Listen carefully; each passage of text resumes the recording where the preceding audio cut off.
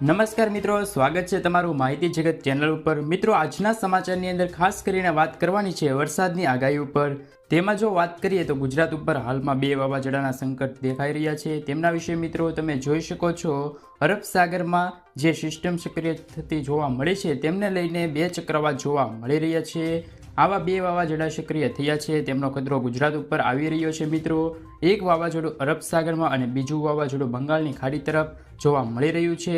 તો તેને લઈને મિત્રો ગુજરાત પર આગામી 5 દિવસ વરસાદની ભારે આગાહી કરવામાં આવી છે। સાથે મિત્રો વાત કરીએ તો આગામી 5 થી 6 દિવસની અંદર કેટલોક વરસાદ પડશે ગુજરાતમાં। બીજી તરફ વાત કરીએ તો ગુજરાતમાં માવઠાના વરસાદ વરસી શકે છે। તો મિત્રો સૌપ્રથમ વાત કરીએ તો અત્યારે વાવાઝોડા સક્રિય થતા જોવા મળી શકે છે, જેમના કારણે ગુજરાતમાં કેટલુંક નુકસાન થશે। તો મિત્રો સૌપ્રથમ વાત કરીએ તો પહેલું વાવાઝોડું છે તે ઓમાન તરફ જતું જોવા મળી શકે છે અને બીજું વાવાઝોડું છે માલદીવ સમુદ્ર તરફ અને ભારતના દક્ષિણ વિસ્તાર તરફ ખૂબ જ પ્રમાણમાં નુકસાન થતું જોવા મળી શકે છે।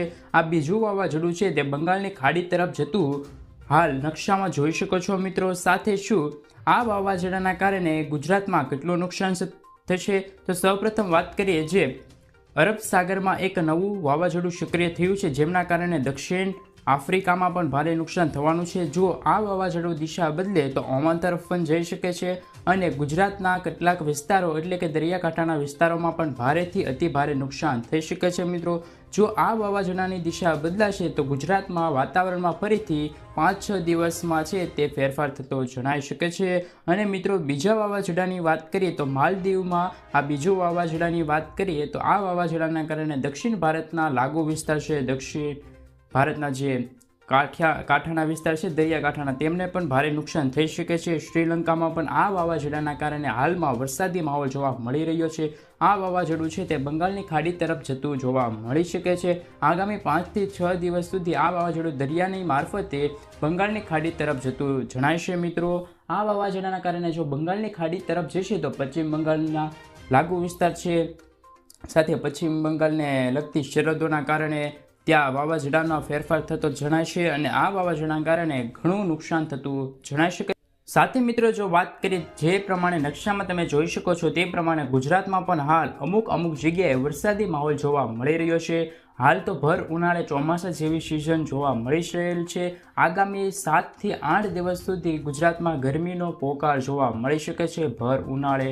અને બીજી તરફ વાત કરીએ તો વરસાદી માહોલ પણ જોવા મળી રહ્યો છે ગુજરાતના જે દક્ષિણ કાંઠાના વિસ્તારો છે, જેમ કે સૌરાષ્ટ્રના ભાગો છે, દક્ષિણ ગુજરાતના ભાગો છે, તેમાં સુરતથી લઈ તાપી, નવસારી, વલસાડ, અમદાવાદ અને ગુજરાતના જો દરિયાકાંઠાની વાત કરીએ સૌરાષ્ટ્રમાં તો તેમાં ભાવનગર, મહુવા, અમરેલી, જૂનાગઢ જેવા લાગુ વિસ્તાર છે, દીવ, સોમનાથ, જે પોરબંદર છે, જે દરિયાકાંઠાના વિસ્તારોમાં છે, ત્યાં વાવાઝોડાના કારણે જે દરિયાના પવનો ફૂંકાઈ રહ્યા છે અને નક્ષત્રની વાત કરીએ તો રોહિણી નક્ષત્રના કારણે ગુજરાતમાં પણ વરસાદી માહોલ સારો જોવા મળી શકે છે।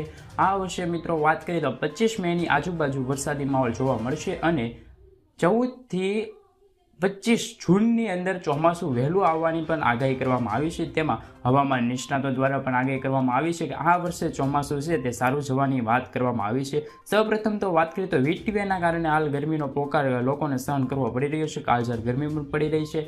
તેમાં વધારે મહત્તમ તાપમાન છે તે અમદાવાદમાં 42 થી 43 ડિગ્રી સુધીનું તાપમાન રહ્યું છે। સાથે સાથે સુરતમાં પણ હાલ ગરમીનો પોકાર જોવા મળી રહ્યો છે। પરંતુ જો આ વાવાઝોડા સક્રિય થશે તો ગુજરાતમાં ફરીથી વાતાવરણમાં ફેરફાર થતો જોવા મળી શકે છે। ગયા વર્ષે પણ આ જ મહિનાની અંદર મે મહિનામાં એક બિપોરજોય નામનું વાવાઝોડું આવ્યું હતું મિત્રો અને ભારે તબાહી પણ મચાવી હતી। આ આગાહી કરવામાં આવી છે કે જો આ દક્ષિણ આફ્રિકા પાસે અને ઓમાન પાસે એક નવું એક સક્રિય સિસ્ટમ સક્રિય થઈ છે, જેમના કારણે જો વાત કરીએ તો હવામાનમાં ફેરફાર આવશે તો ગુજરાતમાં ગયા વર્ષેની જેમ આ વર્ષે પણ ફરીથી તબાહી મચાવી શકે છે આ વાવાઝોડું। તો સૌપ્રથમ મિત્રો વાત કરીએ તો ગુજરાતમાં હાલ તો અમુક વિસ્તારમાં વરસાદ વરસ્યો હતો આગામી થોડાક દિવસોમાં, જેમના કારણે ખેડૂતોના કેરીના પાકને પણ ભારે નુકસાન થયું હતું અને ખેડૂતોને વળતર ચૂકવવા કૃષિ મંત્રીએ પણ જાહેરાત કરી હતી। પરંતુ હાલ મિત્રો એવું જાણવા મળી રહ્યું છે કે આ વર્ષે ચોમાસા ભૂકા કાઢી નાખશે એવા વરસાદ વરસશે, કારણ કે એક તરફ ગરમી ખૂબ જ પ્રમાણમાં જોવા મળી રહી છે।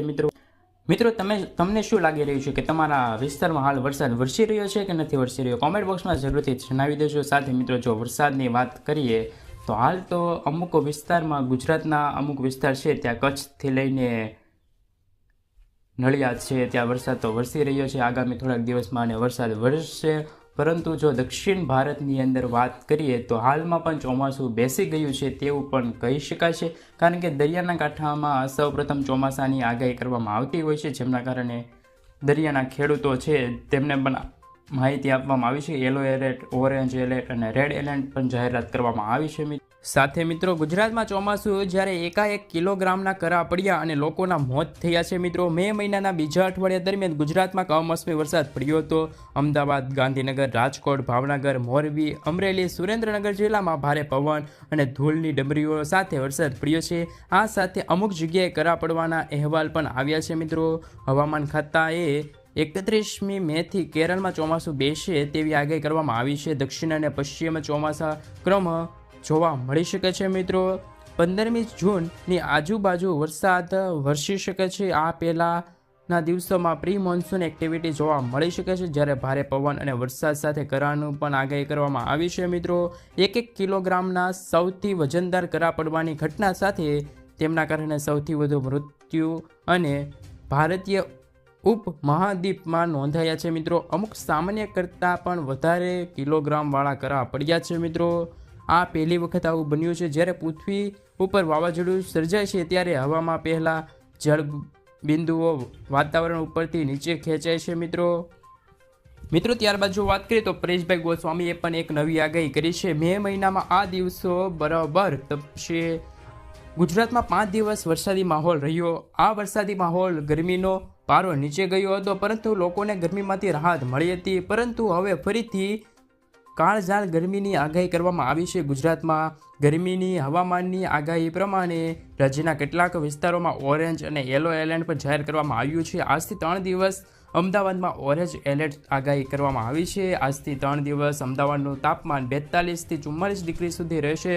તો આજથી 3 દિવસ સુરત અને વલસાડમાં હીટવેવની આગાહી છે. સૌરાષ્ટ્ર અને કચ્છમાં હીટવેવના હવામાનની આગાહી કરવામાં આવી છે. હવામાન નિષ્ણાત પરેશભાઈ ગોસ્વામીના અનુસાર 17થી 22 મે દરમિયાન રાજ્યમાં તાપમાન ઊંચું જોવા મળી શકે છે. પવન નોર્મલ સ્પીડે ઉત્તર અને પશ્ચિમ ફૂંકાશે. સુરેન્દ્રનગર દેશનું સૌથી ગરમ શહેર રહ્યું છે. સમગ્ર દેશમાં કાળઝાળ ગરમીથી ખૂબ જ પ્રમાણમાં લોકો રાહ જોઈ રહ્યા છે, પરંતુ ઉત્તર અને પશ્ચિમ ભારતના લોકોને ગરમીથી રાહત નહીં મળે. સમગ્ર દેશમાં યુપીમાં આગ્રામાં રેકોર્ડ બ્રેક 46.9 ડિગ્રી તાપમાન નોંધાયું હતું. મિત્રો આગાહીકાર આંબાલાલ પટેલે પણ આગાહી કરતાં કહ્યું છે કે તારીખ 17 મેથી ગુજરાતમાં ગરમીનો પારો વધશે. 25 મે સુધી મધ્યમ ગુજરાતના ભાગોમાં તાપમાન 45 ડિગ્રીથી ઉપર જશે. આ દિવસોમાં અમદાવાદ 46 ડિગ્રી તાપમાન રહેશે. તો ઉત્તર ગુજરાતમાં ભાગોમાં પણ તાપમાન ખૂબ જ પ્રમાણમાં જોવા મળી શકે છે. મિત્રો છેલ્લા 3 દિવસથી પ્રી મોન્સૂન એક્ટિવિટીના કારણે વરસાદ થઈ રહ્યો છે અને વાદળછાયું વાતાવરણ પણ જોવા મળી રહ્યું છે, જેના કારણે તાપમાનમાં ઘટાડો થતો જોવા મળી શકે છે. પરંતુ ફરી એકાએક તાપમાન વધતા કાળઝાળ ગરમીનો અહેસાસ થઈ રહ્યો છે. ત્યારે હવામાન નિષ્ણાત આંબાલાલ પટેલનું અનુમાન છે કે 21 મે બાદ વાતાવરણમાં ફરી પલટો આવશે અને ગરમીમાંથી રાહત મળશે. આંબાલાલ પટેલે કહ્યું છે કે કાળઝાળ ગરમી તો પડી રહી છે, ત્યારે આગામી 21 મે બાદ ગરમીમાંથી રાહત મળશે. આ સાથે જ પ્રી મોન્સૂન એક્ટિવિટી શરૂ થઈ જશે. 21 મે બાદ હવામાનમાં પલટો આવશે. 24મી તારીખે વાદળછાયું વાતાવરણ રહી શકે છે. 26થી 30 મેના રોજ વરસાદ વરસશે. ત્યારબાદ 4 જૂન સુધી વરસાદ ચાલુ રહેશે. મિત્રો